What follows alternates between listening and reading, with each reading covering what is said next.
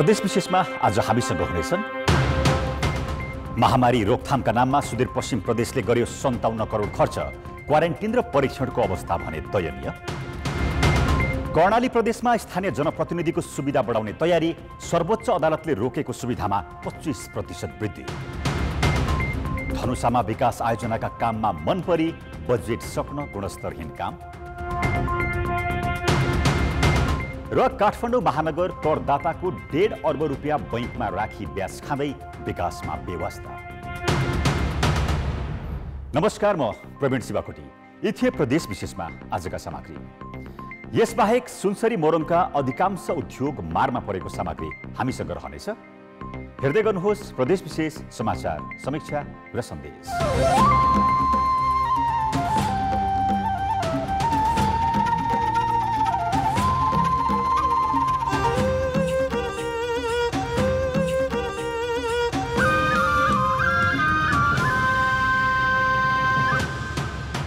प्रदेश विशेष presented by Asian paints. Sudurpashchim प्रदेश सरकारले कोरोना भाइरस संक्रमण रोकथाम, नियन्त्रण र भारतबाट आएका मानिसको व्यवस्थापनमा 57 करोड 48 लाख रकम खर्च गरेको देखाए पनि उपलब्धि नदेखिएको भन्दै आलोचना भइरहेको छ। प्रदेशमा कोरोना भाइरसको रोकथाम, नियन्त्रण र भारतबाट आएकाको व्यवस्थापनमा चरम लापरवाही गरिएको भन्दै सत्ता, प्रतिपक्ष र स्थानीय तहका जनप्रतिनिधिले तीव्र असन्तुष्टि जनाएका छन्। यो प्रदेशमा हालसम्म 5 जनाको मृत्यु भइसकेको छ भने 1100 भन्दा बढी संक्रमित छन्। कोरोना भाइरसको महामारी फैलिएको भारतबाट जेठ यता मात्रै करिब 1.5 लाख नागरिक सुदूरपश्चिम भित्रिए। तीमध्ये झण्डै 1 लाख मानिस बिना परीक्षण घर गएका छन्। करिब 29,000 मानिस अहिले पनि क्वारेन्टिनमा कष्टकर तरिकाले बसेका छन्। महिना दिन बित्दा पनि उनीहरूको स्वास्थ्य परीक्षण हुन सकेको छैन। क्वारेन्टिनमै बसेका मध्ये 9 जनाको मृत्यु भएको छ। कैलालीको लम्की चुहामा क्वारेन्टिनमै बसेकी एक महिला जेठ 31 गते राति त्यहाँ खटिएका स्वास्थ्यकर्मी र स्वयंसेवकबाटै बलात्कृत भइन्। प्रदेशमा भइरहेको यो अस्तव्यस्तताले कोरोना भाइरसको रोकथाम तथा नियन्त्रणमा भएको खर्चमाथि प्रश्न उठ्न थालेको छ। क्वारेन्टाइनको नाममा मात्र छन्, अब घरबाट खाना ल्याएर खुवाउनु पर्ने अवस्था छन्। 20-25 दिनसम्म क्वारेन्टाइनमा राखेका छ, कुनै त्यसको परीक्षण भइराखेको छैन। बिना परीक्षण अहिले घर पठाउँदैछ। बिना परीक्षण घर पठाएका मान्छे अहिले कोरोना संक्रमित भएर गाउँमा आतंक छ। प्रतिपक्षी मात्र होइन, सत्ता पक्षकै सांसद र जनप्रतिनिधिले पनि सरकारको कार्यशैलीप्रति तीव्र असन्तुष्टि व्यक्त गरेका छन्। करोडौं रकम खर्च हुँदा पनि भारतबाट आएका मानिसको व्यवस्थापनमा सरकारले राम्रो काम गर्न नसकेको प्रदेशसभा सदस्यको आरोप छ। धेरै कर पैसा खर्च गरेको देखिन्छ, काम गरेको देखिन्छ, तर काम गरेको उपलब्धिमा त जनताले सन्तुष्टि छैनन्। सन्तुष्टि हुन पनि अब देखिरहेको छैन। चौतर्फीबाट विरोध आइरहेछ। हाम्रो क्षमताले भ्याएसम्म जनतालाई ओसार्ने काम गर्यौँ, क्वारेन्टाइनमा राख्ने कुरा गर्यौँ, उहाँहरूलाई व्यवस्थापन गर्यौँ, हेर्नुहोस् परामर्श दिने काम गर्यौँ, आरडिटीहरू ल्याएर चेक जाँच गर्यौँ। यो समयमा आरडिटी पनि प्रदेश सरकारले हामीलाई उपलब्ध गराउन नसकेको कारणले पनि हामीलाई धेरै प्रेसर पर्यो हैन। हाम्रो 14 दिनमा चेक जाँच स्वतः स्वाभाविक तरहले हुनु पर्थ्यो, तर 14 दिन पछाडि पनि अझै धेरै होल्ड राख्नुपर्ने बाध्यता भयो त्यो आरडिटी नभएका कारणले। प्रदेश सरकारले 57 करोड बढी रकम खर्च गरे पनि उपलब्धिमूलक हुन नसकेको जनगुनासो बढेको छ। किट अभावमा नमुना सङ्कलन गरी संघीय राजधानी काठमाडौँ पठाउनु पर्ने बाध्यता छ। चैत 15 गते प्रदेश सरकारले डडेलधुरा, डोटी र बैतडीमा पीसीआर प्रयोगशाला स्थापना, थप आइसियू सहित भेन्टिलेटर खरिदका लागि गरेको निर्णय कार्यान्वयन हुन सकेको छैन। जबकि आर्थिक सङ्कटका बीच व्यवसायी र समाजसेवीले चन्दा उठाएर डडेलधुरामा पीसीआर मेसिन खरिद गरेर सञ्चालन गर्ने तयारी गरेका छन्। प्रदेश सरकार भने आफ्नो बचाउमै केन्द्रित छ। कोभिड-19 सँग सम्बन्धित प्रयोगशाला परीक्षणको दायरा बढाएका छौँ। आवश्यकता अनुसार परीक्षण सेवा विस्तार गर्न अझै प्रयासरत छौँ। कोरोना भाइरसको व्यवस्थापनमा सुरुवाती चरणबाटै भारतबाट आएका नागरिकको व्यवस्थापन र परीक्षणमा भएको लापरवाहीले सुदूरपश्चिम प्रदेशमा संक्रमणको दर तीव्र गतिमा बढ्दै गएको छ। संक्रमण दिनानुदिन बढ्दै गइरहेकाले खर्च बढ्ने, तर व्यवस्थापनमा भइरहेको लापरवाहीले भाइरसको महामारी नियन्त्रण गर्न समस्या पर्ने देखिएको छ। कान्तिपुर समाचारका लागि क्यामेरामा सुदीप थापाका साथमा टेकराज जोशी, धनगढी, कैलाली। ठूलो रकम खर्चिएर पनि भद्रगोल व्यवस्थापन, स्वास्थ्य सामग्रीको अभाव र संक्रमण नियन्त्रण नहुनुले सबैमा नैराश्यता पैदा हुनु स्वाभाविक नै हो। प्रदेश सरकारले खर्च विवरण सार्वजनिक गरी जिम्मेवार बन्न आवश्यक छ। सर्वोच्च अदालतको आदेश विपरीत कर्णाली प्रदेश सरकारले स्थानीय तहका पदाधिकारीको सुविधा सम्बन्धी कानुन संशोधन गर्न प्रदेशसभामा दर्ता गराएको छ। सर्वोच्चले खारेजी गरेको कानुनमा भन्दा 25% बढी सुविधा पाउने गरी विधेयक पेश भएको हो। सर्वोच्च अदालतले स्थानीय तहका जनप्रतिनिधिको मासिक तलब भत्ता रोक्न आदेश गरे पनि कर्णाली प्रदेश सरकारले स्थानीय तहका पदाधिकारी तथा सदस्यले पाउने सुविधा सम्बन्धी कानुन संशोधन र एकीकरण गर्न बनेको विधेयक 2077 प्रदेश सभामा दर्ता गराएको हो। प्रदेश सभाबाट यो विधेयक पास भए स्थानीय तहका जनप्रतिनिधिहरूले लिने सेवा सुविधा झन्डै 70,000 सम्म लिन पाउनेछन्। यसअघि स्थानीय तहका पदाधिकारी तथा सदस्यको सुविधा सम्बन्धी ऐन 2075 अनुसार जिल्ला समन्वय समिति प्रमुख र उपप्रमुखले मासिक 36,000 र 34,000 सहित अन्य सुविधा समेत लिन पाउने व्यवस्था गरिएको थियो। अहिले प्रदेश सभामा दर्ता भएको विधेयकमा प्रस्ताव गरिएका सबै शीर्षकको सेवा सुविधा जोड्दा जिल्ला समन्वय समितिका प्रमुखको मात्रै झन्डै 70,000 हुने देखिन्छ। यसैगरी जिसस उपप्रमुखको झन्डै 61,000 नागेको छ। प्रमुख तथा उपप्रमुखको अनुगमन तथा चाडपर्व खर्चको शीर्षकमै सबैभन्दा धेरै रकम प्रस्ताव गरेका छन्। नगर प्रमुख 34,000, उपप्रमुखका 30,000 निर्धारण गरिएकोमा हाल यातायात खर्च 12,000 तथा चाडपर्व खर्च 15,000 प्रस्ताव गरिएको छ भने बैठक भत्ता क्रमशः 1,500 र 1,250 छ। गाउँपालिका अध्यक्ष र उपाध्यक्षको पनि यातायात खर्च 10,000 र चाडपर्व खर्च 15,000 छ भने अध्यक्षको बैठक भत्ता 1,500 र उपाध्यक्षको 1,250 प्रस्ताव गरिएको छ। विधेयकमा पदाधिकारी तथा सदस्यले पारिश्रमिक बापत कुनै रकम पाउने छैनन् भने ऐनले निर्धारण गरेको सुविधा बाहेक अन्य सुविधा नपाउने व्यवस्था गरिएको छ। संविधानले भने मुताबिक र संविधान अनुरूप र संविधानले दिएको चाहिँ मेन्डेट अनुरूप के गरिएको छ त भन्दाखेरि स्थानीय तहका पदाधिकारी तथा सदस्यहरूले पाउने सुविधा सम्बन्धी कानुनलाई संशोधन र एकीकरण गर्ने सम्बन्धी चाहिँ हामीले एउटा चाहिँ विधेयक तर्जुमा गरेर कर्णाली प्रदेश सभामा हामीले चाहिँ दर्ता गरेका छौँ।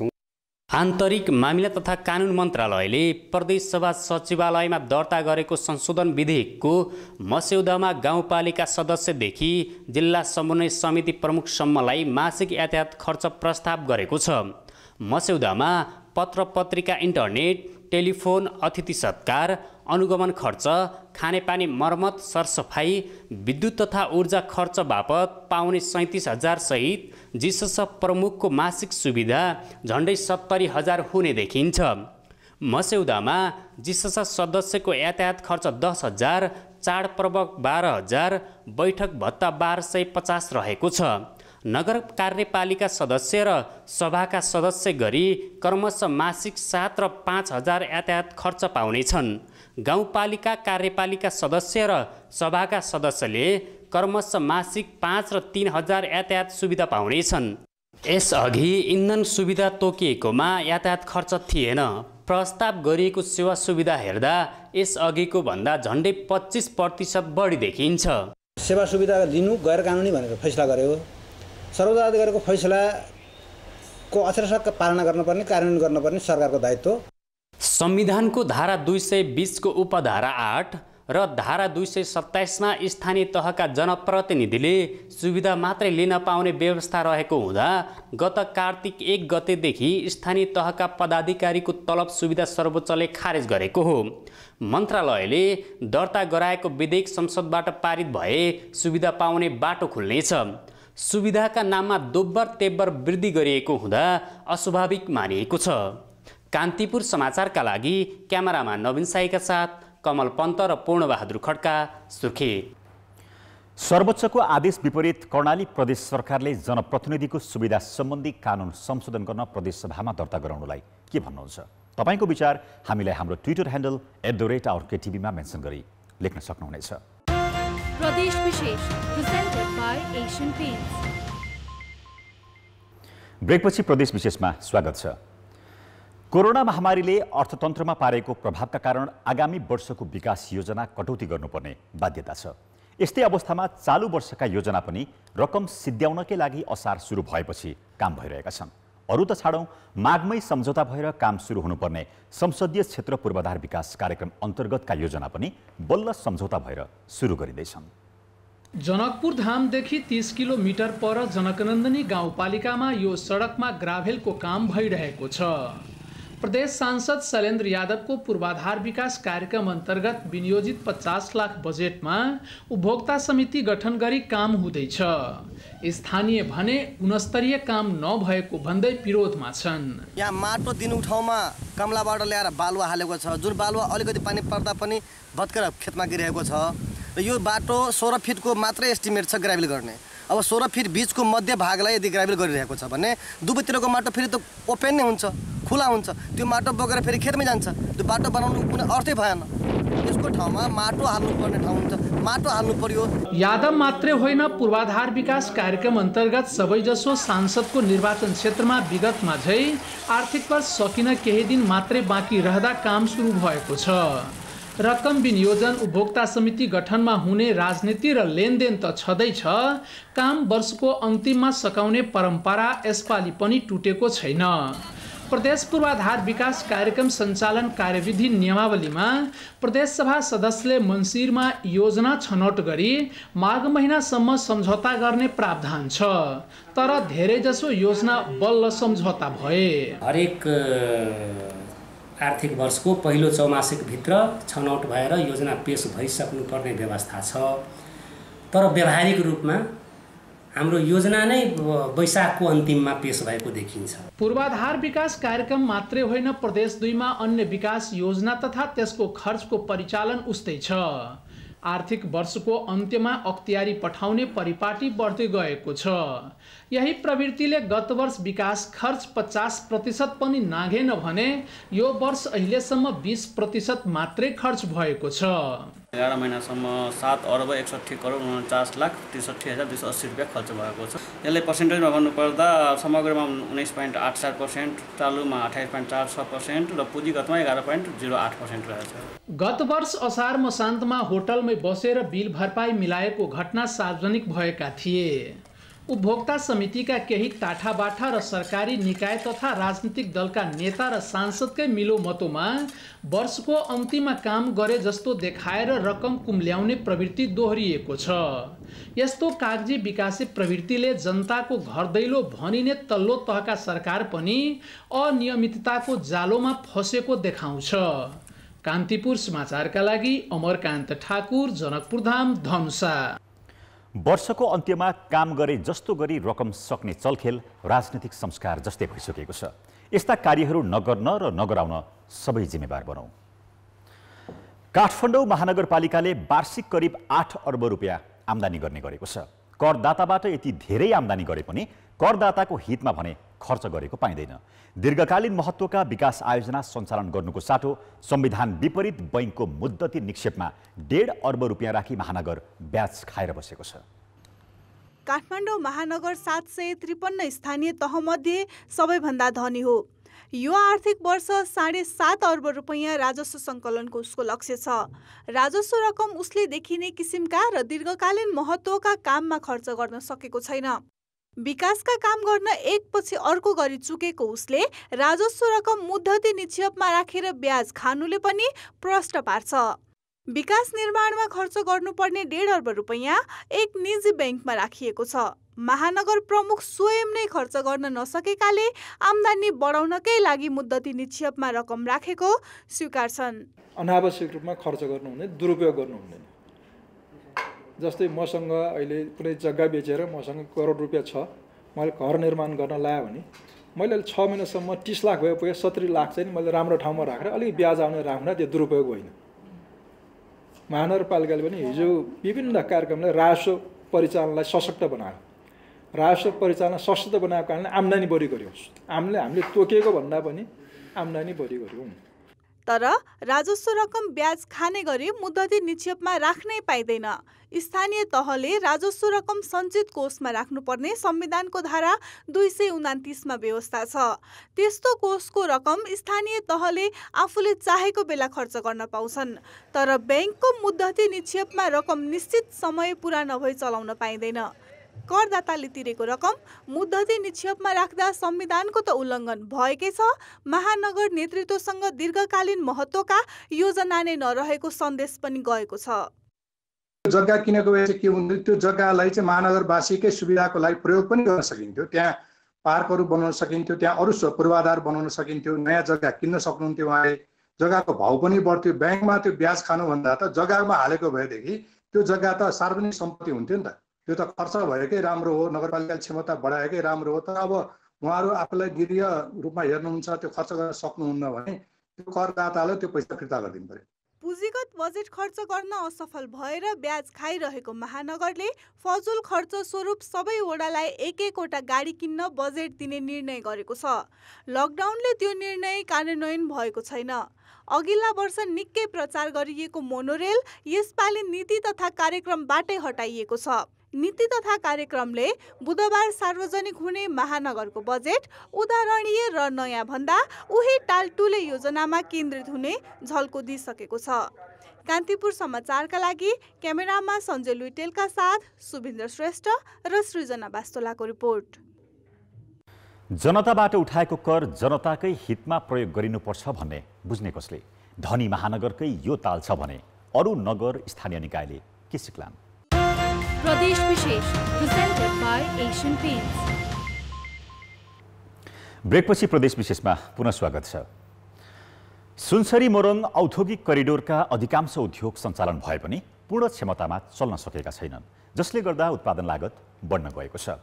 लागत बढ्दा उपभोक्तामाथि मूल्य त थपिएको छ नै, राज्यको राजस्व समेत गुमेको छ र उद्योगीको व्यापार समेत खुम्चिएको छ।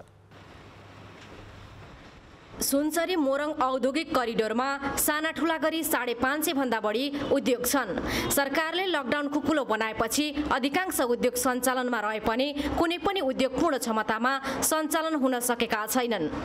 उद्योगमा अधिकांश दक्ष कामदार भारतीय छन्। लकडाउनका कारण भारतबाट मजदुर नआएका र कच्चा पदार्थको पनि अभाव भएकाले उद्योग पूर्ण क्षमतामा चल्न नसकेका हुन्। एउटा चाहिँ कारण भनेको मजदुरको केही पूर्ण रूपबाट मजदुरहरू आइन सकेको अवस्था छ अहिले पनि, र दोस्रो कुरा के छ भने चाहिने र मेटेरियल अहिले पनि सोचे अनुसारको र मेटेरियलहरू भारतबाट या तेस्रो मुलुकबाट आइन सकेको अवस्था छ। तेस्रो मुलुकबाट ल्याएको कच्चा पदार्थको कागजात लकडाउनका कारण आउन सकेको छैन, जसका कारण सहज रूपमा बन्दरगाहबाट कच्चा पदार्थ छुटाएर ल्याउन सकिएको छैन। भारतबाट आउने कच्चा पदार्थ पनि लकडाउनले गर्दा उद्योगी व्यवसायीले ल्याउन कठिनाई झेल्दै आएका छन्। फ्लाइटको मुभमेन्ट छैन, जसले गर्दा डिएचएल सर्भिसहरू फ्रिक्वेन्ट छैन, र इन्डियाबाट आउने र मेटेरियलहरू के हुन्छ भने एसर्टेड गाडी मालमा आउँछन्। एउटा गाडीमा 10 थरीको माल आउँछ, र त्यो चाहिँ अहिले पूर्ण रूपबाट सञ्चालन नभएको कारणले गर्दाखेरि ती उद्योगहरू अहिले पूर्ण क्षमतामा चलेका छैनन्। उद्योगले उत्पादन गरे पनि लकडाउन पूर्ण रूपमा नखुल्दा बिक्री बढेको छैन, जसले गर्दा उत्पादित वस्तु गोदाममा थन्किएको छ भने बजारबाट उठ्नुपर्ने रकम पनि उठेको छैन। उद्योग बन्द हुँदा पनि मजदुर, कर्मचारीको तलब, बिजुली, ब्याङ्क ब्याज र किस्ता, कर जस्ता विषयमा उद्योगले तिर्नै पर्ने अवस्था एकातिर छ भने अर्कातिर उत्पादित वस्तु बिक्री नहुँदा उद्योग सञ्चालनमा चालु पुँजीको अभाव छ। सबभन्दा ठुलो समस्या भनेको अब उद्योग खोल्ने, सबभन्दा कसरी खोलौँ त कसरी खोलौँ, खोलेपछि माल कहाँ लगेर बेचौँ, किनभने पहिलादेखि नै उद्योगहरूको उधारोको 1 रुपियाँ कलेक्सन भएको छैन। नयाँ माल उधारोमा चाहियो, त्यो पनि कुन आधारमा उद्योगपतिले दिने, यतापट्टि किस्ताहरू दुनियाँभरिको तिर्नुपर्ने, करका दुनियाँभरिका ट्याक्सेसनहरू तिर्नुपर्ने अवस्था आइसकेको छ। कोरोना भाइरसको महामारी र लकडाउनका कारण सिर्जित वर्तमान समस्याले उत्पादित वस्तुले बजार नपाउनु र उद्योगको दैनिक खर्चका कारण उद्योग नै सञ्चालन गर्न चुनौतीपूर्ण छ। उद्योग बन्द हुँदा बेरोजगारी बढ्ने, उत्पादन घट्ने हुँदा यसले राजस्व लगायतका समग्र अर्थतन्त्रमा नकारात्मक असर पार्ने भएकाले समस्या समाधानका लागि उद्योगी र सरकारको संयुक्त पहल हुन आवश्यक देखिन्छ। कान्तिपुर समाचारका लागि क्यामेरामा शम्भु पोखरेलका साथ सुशीला पाठक, विराटनगर, मोरङ। प्रदेश 1 सरकारले कोरोना भाइरस नियन्त्रण र रोकथाम र उपचारका लागि हालसम्ममा 25,33,63,824 रुपैयाँ खर्च गरेको छ। प्रमुख प्रतिपक्षी दल कांग्रेसले कोरोना नियन्त्रणमा प्रदेश सरकारले गरेको खर्च सार्वजनिक गर्नुपर्ने माग गर्दै सोमबार प्रदेश सभा बैठक अवरुद्ध गरेपछि आज प्रदेश सरकारका प्रवक्ता एवं आन्तरिक मामिला तथा कानुन मन्त्री हिक्मत कार्कीले बैठकमा खर्च सार्वजनिक गरेका हुन्। मन्त्री कार्कीले प्रदेश जनसुरक्षा कोषबाट 19,82,71,170, सामाजिक विकास मन्त्रालयले नियमित बजेटबाट 3,30,92,654 र नेपाल सरकारबाट प्राप्त 2,20,00,000 खर्च भएको प्रदेश सभामा जानकारी गराएका छन्। जनसुरक्षा कोषबाट मुख्यमन्त्री तथा मन्त्री परिषद कार्यालयले 50,115, भौतिक पूर्वाधार विकास मन्त्रालयले 2 करोड, आन्तरिक मामिला तथा कानुन मन्त्रालयले 15,34,00,000 र सामाजिक विकास मन्त्रालयले 2,48,71,020 रुपियाँ खर्च गरेको उल्लेख गरेका छन्। जनसुरक्षा कोषमा हाल 9,69,01,972 रुपियाँ मौजदात रहेको उनले बताएका छन्। प्रदेश विशेष आजका लागि यति नै। प्रदेश समाचारहरूको साथमा भोलि फेरि आउनेछौँ। नमस्ते।